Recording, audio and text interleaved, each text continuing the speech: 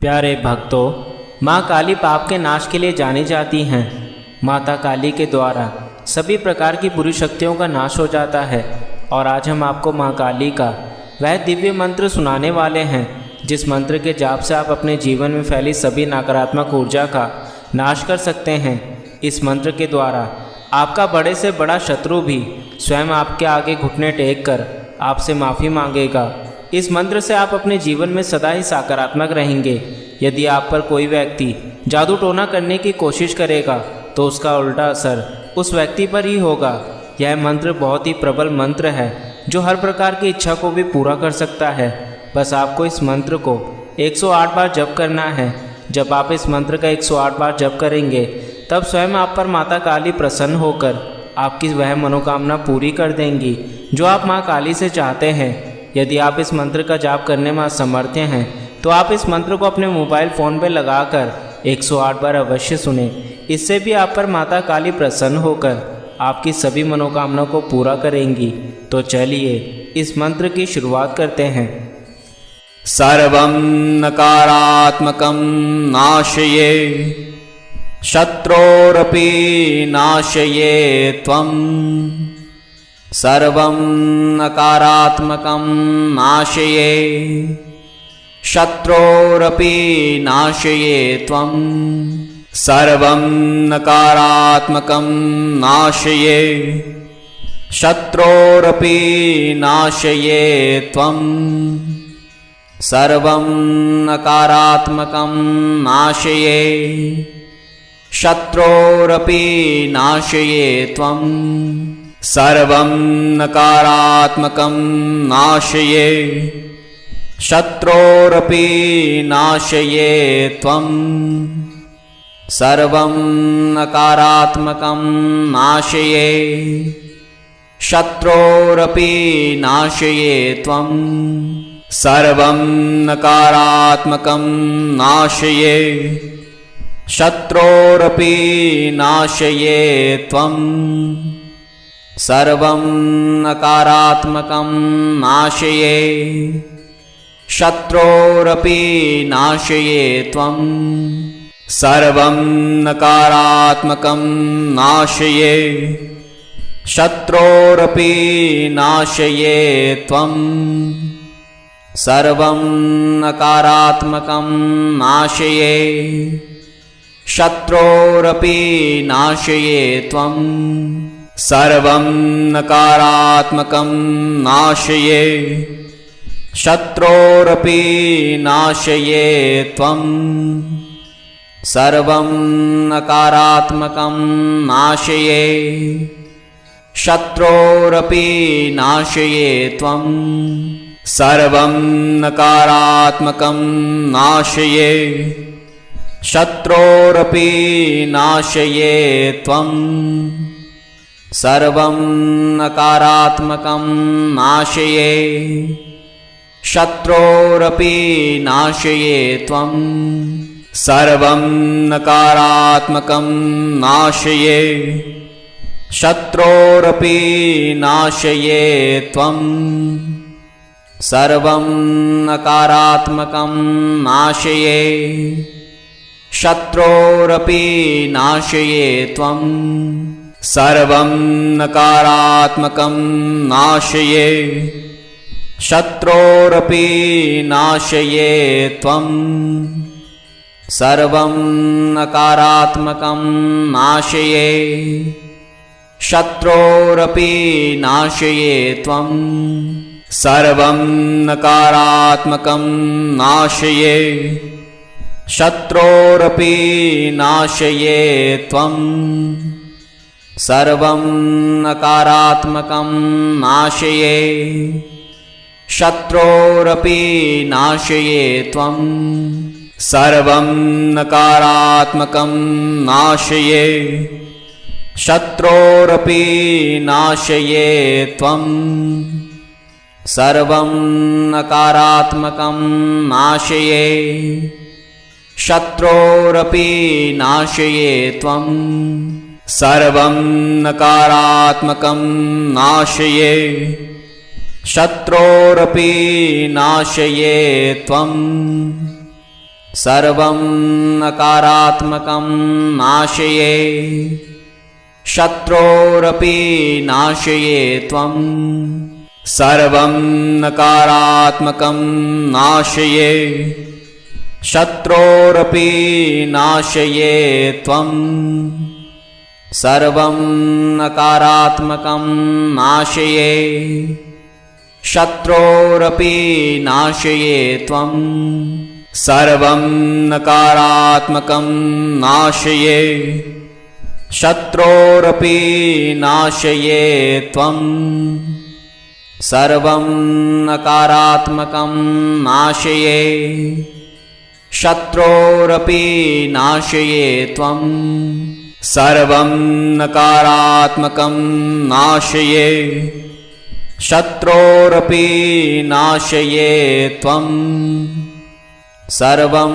नकारात्मकं नाशये शत्रोरपि नाशये त्वं सर्वं नकारात्मकं नाशये शत्रोरपि नाशये त्वं सर्वं नकारात्मकं नाशये शत्रोरपि नाशये त्वं सर्वं नकारात्मकं नाशये शत्रोरपि नाशये त्वं सर्वं नकारात्मकं नाशये शत्रोरपि नाशये त्वं सर्वं नकारात्मकं नाशये शत्रोरपि नाशये त्वं सर्वं नकारात्मकं नाशये शत्रोरपि नाशये त्वं सर्वं नकारात्मकं नाशये शत्रोरपि नाशये त्वं सर्वं नकारात्मकं नाशये शत्रोरपि नाशये त्वं सर्वं नकारात्मकं नाशये शत्रोरपि नाशये त्वं सर्वं नकारात्मकं नाशये शत्रोरपि नाशये त्वं सर्वं नकारात्मकं नाशये शत्रोरपि नाशये त्वं सर्वं नकारात्मकं नाशये शत्रोरपि नाशये त्वं सर्वं नकारात्मकं नाशये शत्रोरपि नाशये त्वं सर्वं नकारात्मकं नाशये शत्रोरपि नाशये त्वं सर्वं नकारात्मकं नाशये शत्रोरपि नाशये त्वं सर्वं नकारात्मकं नाशये शत्रोरपि नाशये त्वं सर्वं नकारात्मकं नाशये शत्रोरपि नाशये त्वं सर्वं नकारात्मकं नाशये शत्रोरपि नाशये त्वं सर्वं नकारात्मकं नाशये शत्रोरपि नाशये त्वं सर्वं नकारात्मकं नाशये शत्रोरपि नाशये त्वं सर्वं नकारात्मकं नाशये शत्रोरपि नाशये त्वं सर्वं नकारात्मकं नाशये शत्रोरपि नाशये त्वं सर्वं नकारात्मकं नाशये शत्रोरपि नाशये त्वं सर्वं नकारात्मकं नाशये शत्रोरपि नाशये त्वं सर्वं नकारात्मकं नाशये शत्रोरपि नाशये त्वं सर्वं नकारात्मकं नाशये शत्रोरपि नाशये त्वं सर्वं नकारात्मकं नाशये शत्रोरपि नाशये त्वं सर्वं नकारात्मकं नाशये शत्रोरपि नाशये त्वं सर्वं नकारात्मकं नाशये शत्रोरपि नाशये त्वं सर्वं नकारात्मकं नाशये शत्रोरपि नाशये त्वं सर्वं नकारात्मकं नाशये शत्रोरपि नाशये त्वं सर्वं नकारात्मकं नाशये शत्रोरपि नाशये त्वं सर्वं नकारात्मकं नाशये शत्रोरपि नाशये त्वं सर्वं नकारात्मकं नाशये शत्रोरपि नाशये त्वं सर्वं नकारात्मकं नाशये शत्रोरपि नाशये त्वं सर्वं नकारात्मकं नाशये शत्रोरपि नाशये त्वं सर्वं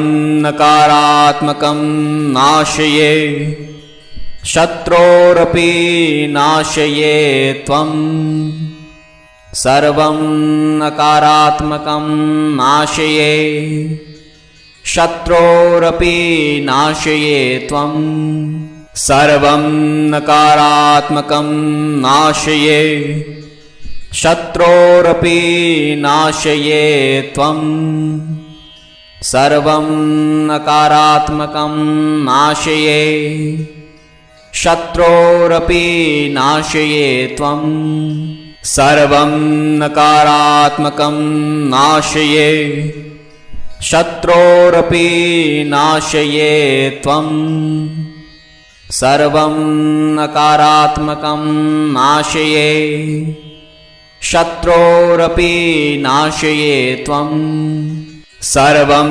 नकारात्मकं नाशये शत्रोरपि नाशये त्वं सर्वं नकारात्मकं नाशये शत्रोरपि नाशये त्वं सर्वं नकारात्मकं नाशये शत्रोरपि नाशये त्वं सर्वं नकारात्मकं नाशये शत्रोरपि नाशये त्वं सर्वं नकारात्मकं नाशये शत्रोरपि नाशये त्वं सर्वं नकारात्मकं नाशये शत्रोरपि नाशये त्वं सर्वं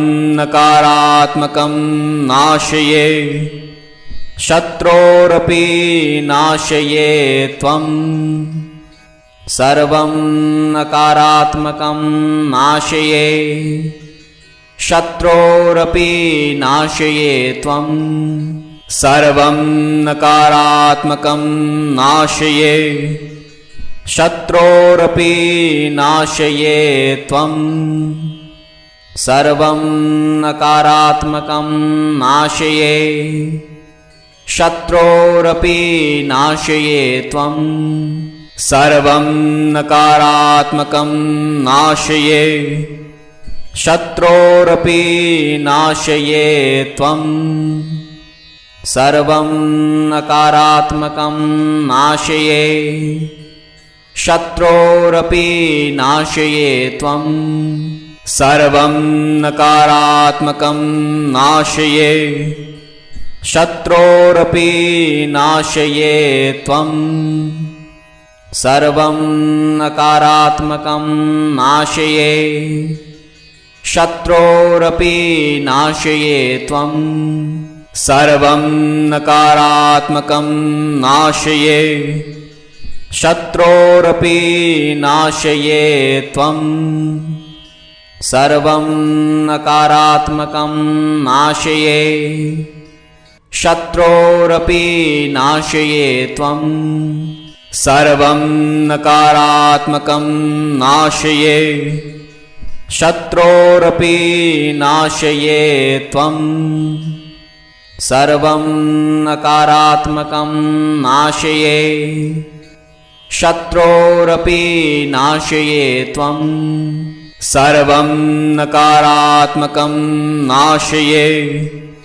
शत्रोरपि नाशये त्वं सर्वं नकारात्मकं नाशये। शत्रोरपि नाशये त्वं सर्वं नकारात्मकं नाशये। शत्रोरपि नाशये त्वं सर्वं नकारात्मकं नाशये। शत्रोरपि नाशये त्वं सर्वं नकारात्मकं नाशये।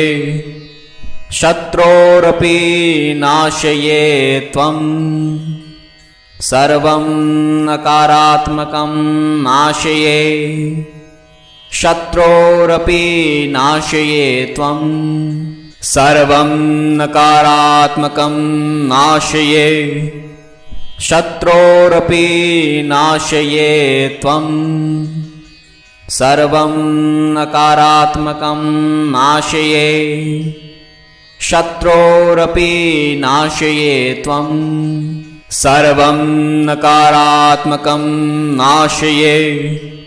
शत्रोरपि नाशये त्वं सर्वं नकारात्मकं नाशये।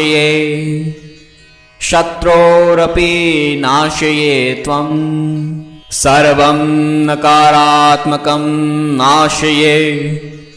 शत्रोरपि नाशये त्वं सर्वं नकारात्मकं नाशये। शत्रोरपि नाशये त्वं सर्वं नकारात्मकं नाशये। शत्रोरपि नाशये त्वं सर्वं नकारात्मकं नाशये।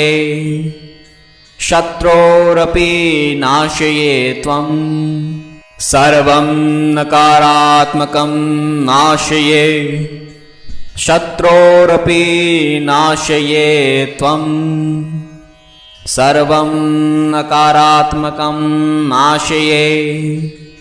शत्रोरपि नाशये त्वं सर्वं नकारात्मकं नाशये।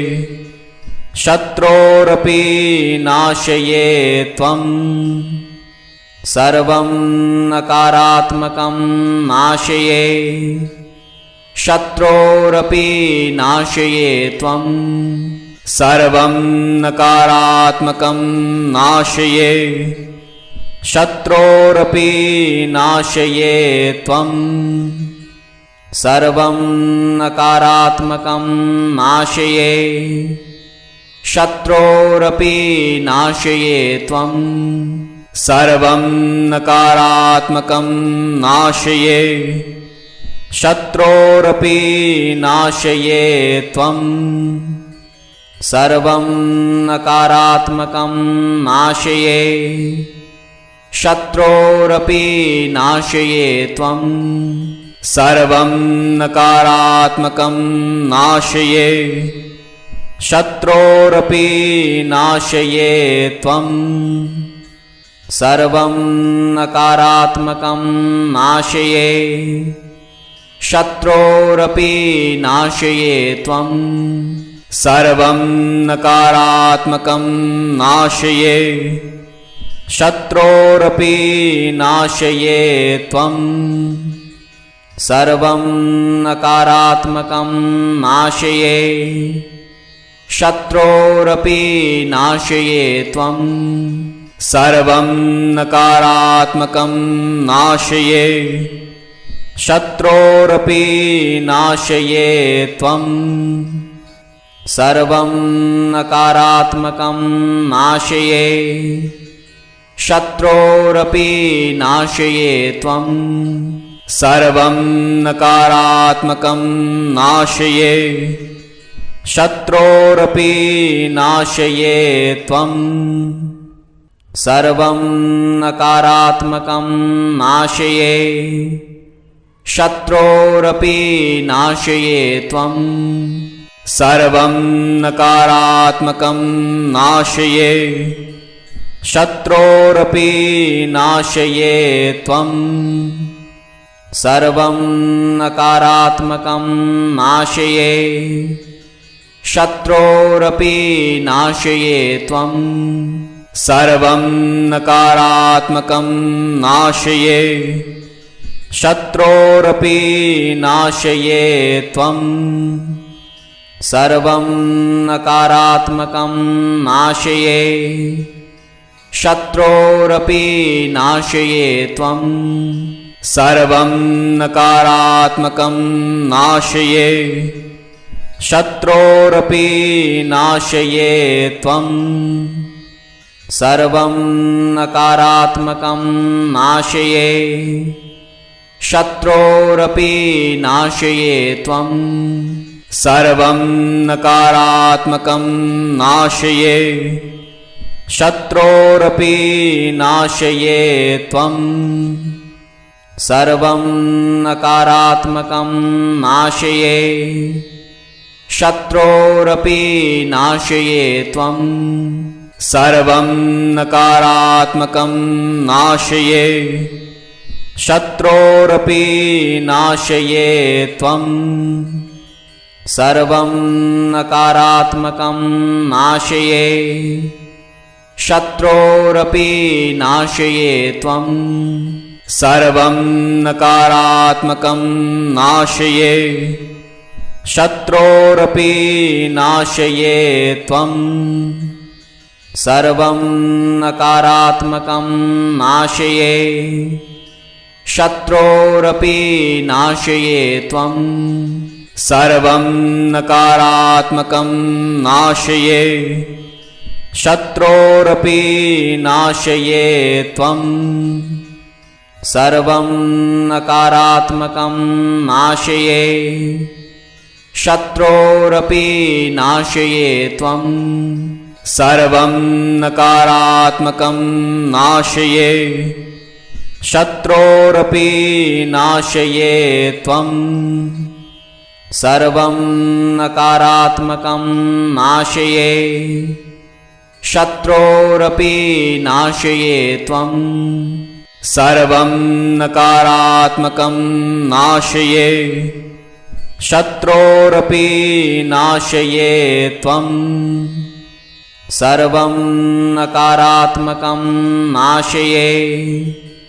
शत्रोरपि नाशये त्वं सर्वं नकारात्मकं नाशये शत्रोरपि नाशये त्वं सर्वं नकारात्मकं नाशये शत्रोरपि नाशये त्वं सर्वं नकारात्मकं नाशये शत्रोरपि नाशये त्वं सर्वं नकारात्मकं नाशये शत्रोरपि नाशये त्वं सर्वं नकारात्मकं नाशये शत्रोरपि नाशये त्वं सर्वं नकारात्मकं नाशये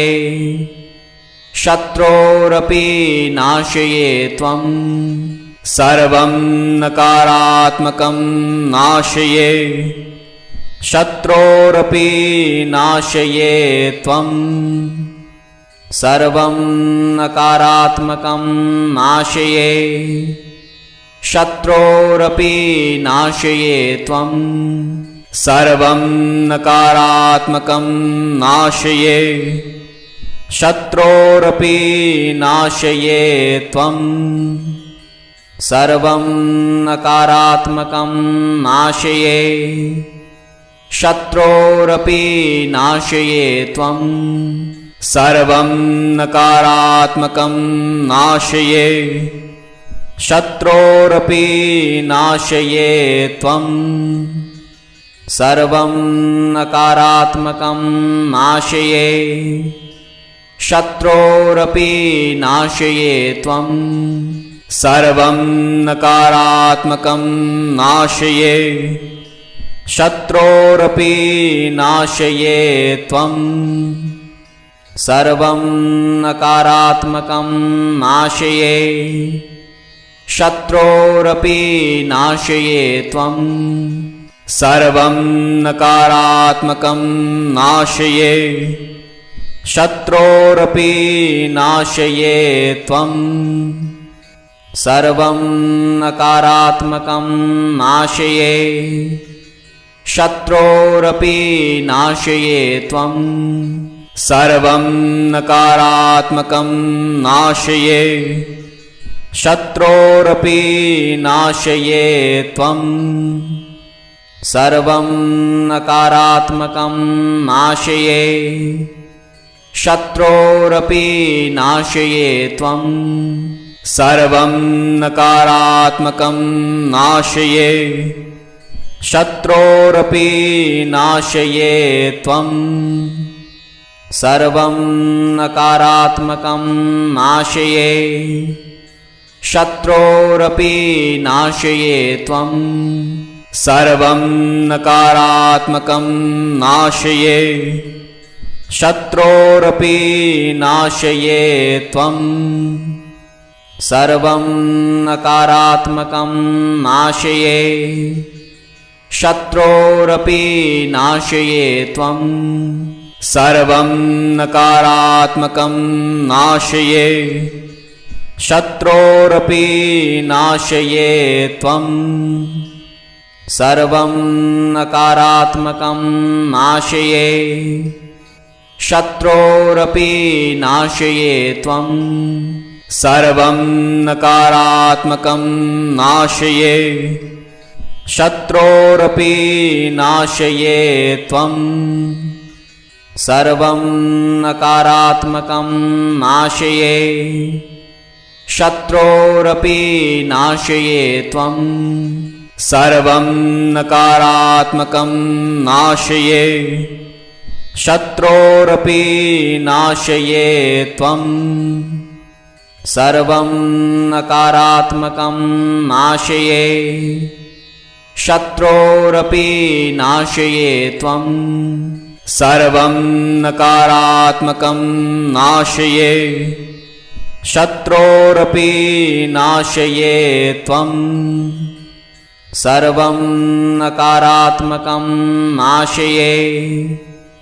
शत्रोरपि नाशये त्वं सर्वं नकारात्मकं नाशये शत्रोरपि नाशये त्वं सर्वं नकारात्मकं नाशये शत्रोरपि नाशये त्वं सर्वं नकारात्मकं नाशये शत्रोरपि नाशये त्वं सर्वं नकारात्मकं नाशये शत्रोरपि नाशये त्वं सर्वं नकारात्मकं नाशये शत्रोरपि नाशये त्वं सर्वं नकारात्मकं नाशये शत्रोरपि नाशये त्वं सर्वं नकारात्मकं नाशये शत्रोरपि नाशये त्वं सर्वं नकारात्मकं नाशये शत्रोरपि नाशये त्वं सर्वं नकारात्मकं नाशये शत्रोरपि नाशये त्वं सर्वं नकारात्मकं नाशये शत्रोरपि नाशये त्वं सर्वं नकारात्मकं नाशये शत्रोरपि नाशये त्वं सर्वं नकारात्मकं नाशये शत्रोरपि नाशये त्वं सर्वं नकारात्मकं नाशये शत्रोरपि नाशये त्वं सर्वं नकारात्मकं नाशये शत्रोरपि नाशये त्वं सर्वं नकारात्मकं नाशये शत्रोरपि नाशये त्वं सर्वं नकारात्मकं नाशये शत्रोरपि नाशये त्वं सर्वं नकारात्मकं नाशये शत्रोरपि नाशये त्वं सर्वं नकारात्मकं नाशये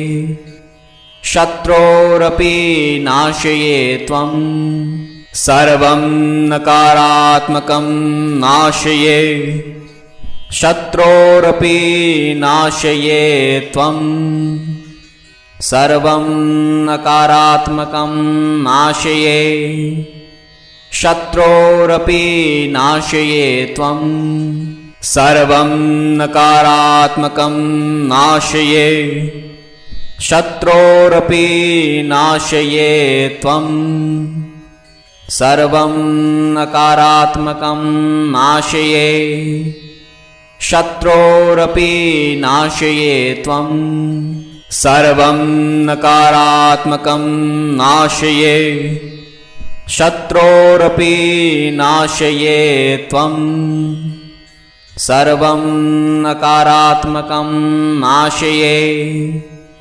शत्रोरपि नाशये त्वं सर्वं नकारात्मकं नाशये शत्रोरपि नाशये त्वं सर्वं नकारात्मकं नाशये शत्रोरपि नाशये त्वं सर्वं नकारात्मकं नाशये शत्रोरपि नाशये त्वं सर्वं नकारात्मकं नाशये शत्रोरपि नाशये त्वं सर्वं नकारात्मकं नाशये शत्रोरपि नाशये त्वं सर्वं नकारात्मकं नाशये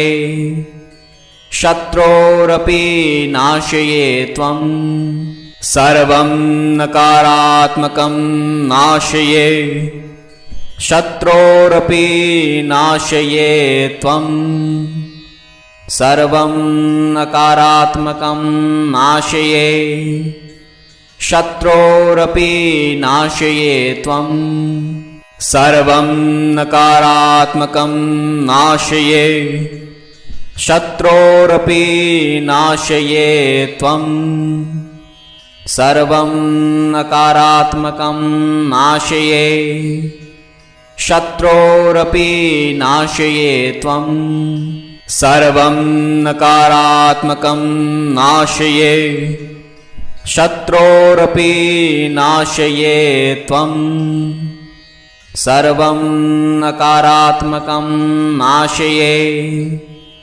शत्रोरपि नाशये त्वं सर्वं नकारात्मकं नाशये शत्रोरपि नाशये त्वं सर्वं नकारात्मकं नाशये शत्रोरपि नाशये त्वं सर्वं नकारात्मकं नाशये शत्रोरपि नाशये त्वं सर्वं नकारात्मकं नाशये शत्रोरपि नाशये त्वं सर्वं नकारात्मकं नाशये शत्रोरपि नाशये त्वं सर्वं नकारात्मकं नाशये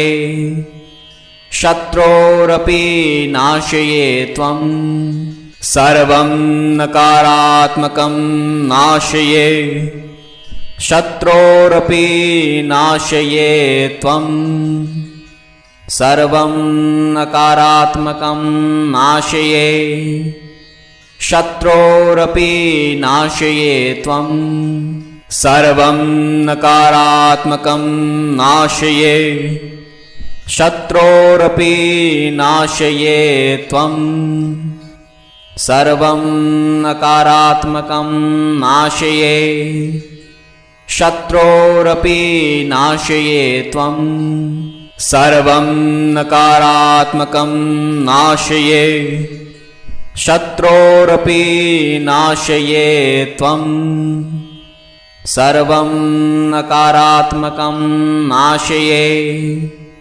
शत्रोरपि नाशये त्वं सर्वं नकारात्मकं नाशये शत्रोरपि नाशये त्वं सर्वं नकारात्मकं नाशये शत्रोरपि नाशये त्वं सर्वं नकारात्मकं नाशये शत्रोरपि नाशये त्वं सर्वं नकारात्मकं नाशये शत्रोरपि नाशये त्वं सर्वं नकारात्मकं नाशये शत्रोरपि नाशये त्वं सर्वं नकारात्मकं नाशये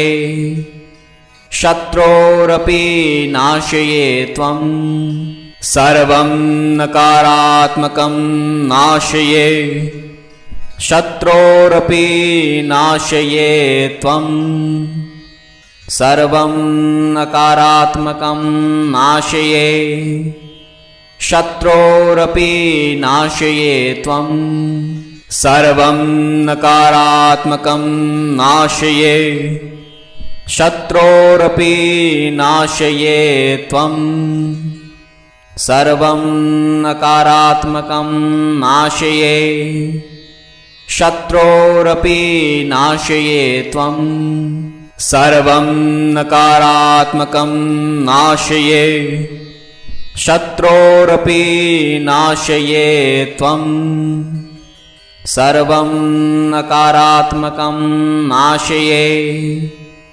शत्रोरपि नाशये त्वं सर्वं नकारात्मकं नाशये शत्रोरपि नाशये त्वं सर्वं नकारात्मकं नाशये शत्रोरपि नाशये त्वं सर्वं नकारात्मकं नाशये शत्रोरपि नाशये त्वं सर्वं नकारात्मकं नाशये शत्रोरपि नाशये त्वं सर्वं नकारात्मकं नाशये शत्रोरपि नाशये त्वं सर्वं नकारात्मकं नाशये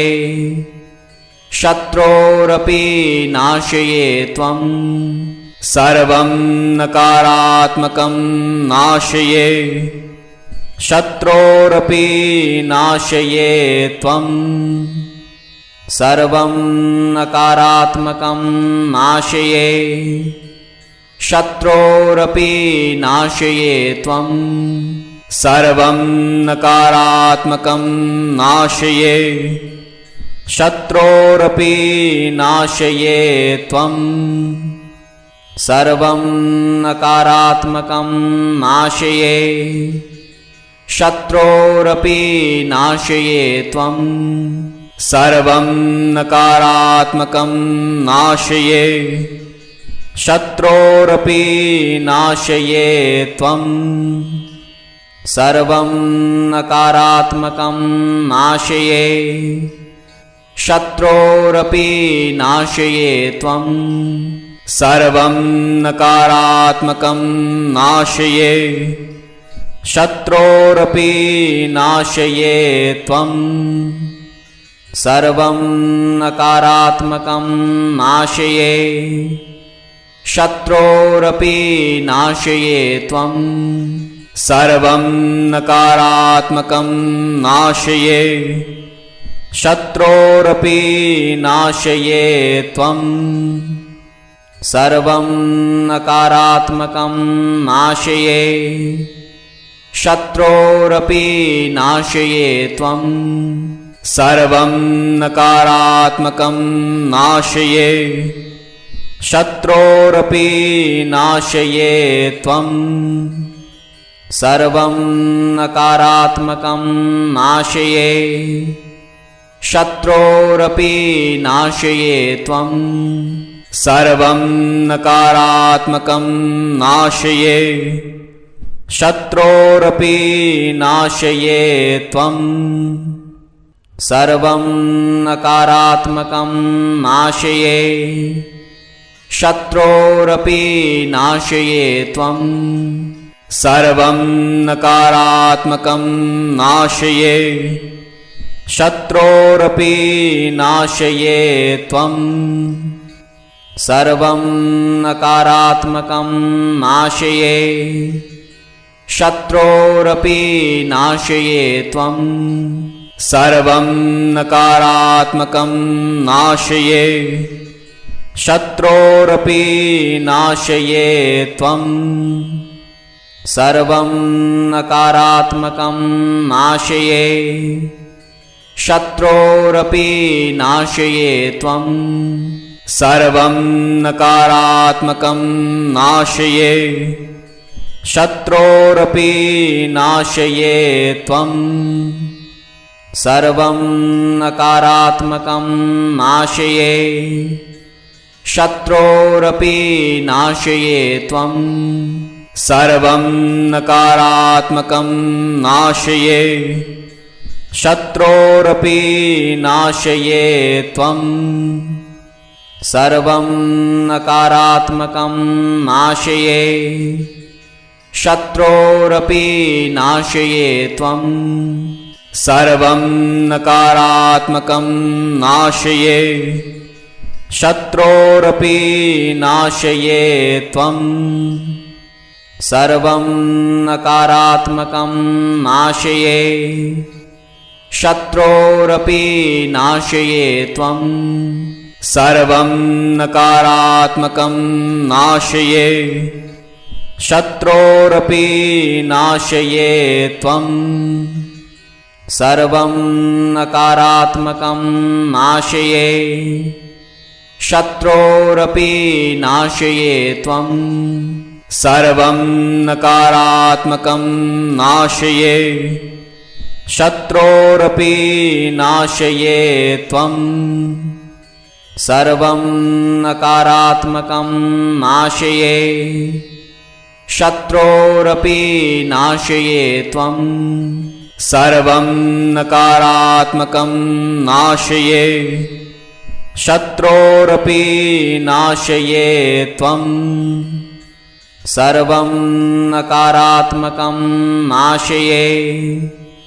शत्रोरपि नाशये त्वं सर्वं नकारात्मकं नाशये शत्रोरपि नाशये त्वं सर्वं नकारात्मकं नाशये शत्रोरपि नाशये त्वं सर्वं नकारात्मकं नाशये शत्रोरपि नाशये त्वं सर्वं नकारात्मकं नाशये शत्रोरपि नाशये त्वं सर्वं नकारात्मकं नाशये शत्रोरपि नाशये त्वं सर्वं नकारात्मकं नाशये शत्रोरपि नाशये त्वं सर्वं नकारात्मकं नाशये शत्रोरपि नाशये त्वं सर्वं नकारात्मकं नाशये शत्रोरपि नाशये त्वं सर्वं नकारात्मकं नाशये शत्रोरपि नाशये त्वं सर्वं नकारात्मकं नाशये शत्रोरपि नाशये त्वं सर्वं नकारात्मकं नाशये शत्रोरपि नाशये त्वं सर्वं नकारात्मकं नाशये शत्रोरपि नाशये त्वं सर्वं नकारात्मकं नाशये शत्रोरपि नाशये त्वं सर्वं नकारात्मकं नाशये शत्रोरपि नाशये त्वं सर्वं नकारात्मकं नाशये शत्रोरपि नाशये त्वं सर्वं नकारात्मकं नाशये शत्रोरपि नाशये त्वं सर्वं नकारात्मकं नाशये शत्रोरपि नाशये त्वं सर्वं नकारात्मकं नाशये शत्रोरपि नाशये त्वं सर्वं नकारात्मकं नाशये शत्रोरपि नाशये त्वं सर्वं नकारात्मकं नाशये शत्रोरपि नाशये त्वं सर्वं नकारात्मकं नाशये शत्रोरपि नाशये त्वं सर्वं नकारात्मकं नाशये शत्रोरपि नाशये त्वं सर्वं नकारात्मकं नाशये शत्रोरपि नाशये त्वं सर्वं नकारात्मकं नाशये शत्रोरपि नाशये त्वं सर्वं नकारात्मकं नाशये शत्रोरपि नाशये त्वं सर्वं नकारात्मकं नाशये शत्रोरपि नाशये त्वं सर्वं नकारात्मकं नाशये शत्रोरपि नाशये त्वं सर्वं नकारात्मकं नाशये शत्रोरपि नाशये त्वं सर्वं नकारात्मकं नाशये शत्रोरपि नाशये त्वं सर्वं नकारात्मकं नाशये शत्रोरपि नाशये त्वं सर्वं नकारात्मकं नाशये शत्रोरपि नाशये त्वं सर्वं नकारात्मकं नाशये शत्रोरपि नाशये त्वं सर्वं नकारात्मकं नाशये शत्रोरपि नाशये त्वं सर्वं नकारात्मकं नाशये शत्रोरपि नाशये त्वं सर्वं नकारात्मकं नाशये शत्रोरपि नाशये त्वं सर्वं नकारात्मकं नाशये शत्रोरपि नाशये त्वं सर्वं नकारात्मकं नाशये शत्रोरपि नाशये त्वं सर्वं नकारात्मकं नाशये शत्रोरपि नाशये त्वं सर्वं नकारात्मकं नाशये शत्रोरपि नाशये त्वं सर्वं नकारात्मकं नाशये शत्रोरपि नाशये त्वं सर्वं नकारात्मकं नाशये शत्रोरपि नाशये त्वं सर्वं नकारात्मकं नाशये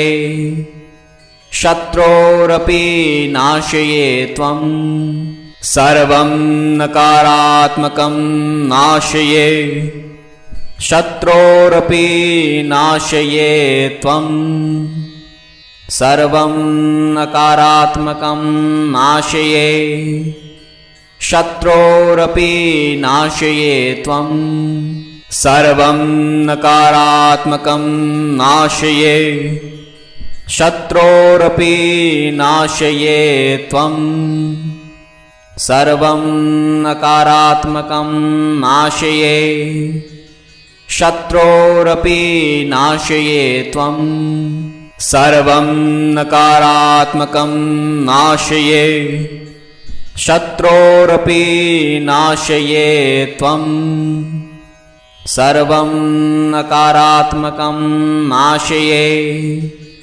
शत्रोरपि नाशये त्वं सर्वं नकारात्मकं नाशये शत्रोरपि नाशये त्वं सर्वं नकारात्मकं नाशये शत्रोरपि नाशये त्वं सर्वं नकारात्मकं नाशये शत्रोरपि नाशये त्वं सर्वं नकारात्मकं नाशये शत्रोरपि नाशये त्वं सर्वं नकारात्मकं नाशये शत्रोरपि नाशये त्वं सर्वं नकारात्मकं नाशये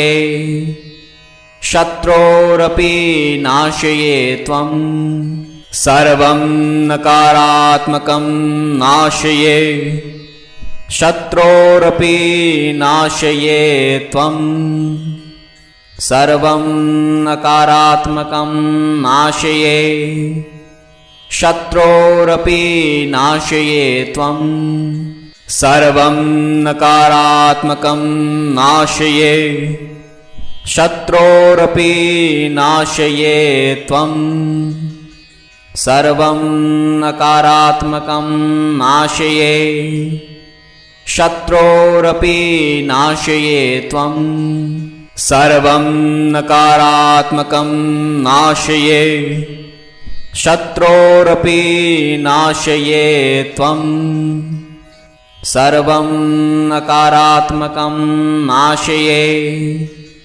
शत्रोरपि नाशये त्वं सर्वं नकारात्मकं नाशये शत्रोरपि नाशये त्वं सर्वं नकारात्मकं नाशये शत्रोरपि नाशये त्वं सर्वं नकारात्मकं नाशये शत्रोरपि नाशये त्वं सर्वं नकारात्मकं नाशये शत्रोरपि नाशये त्वं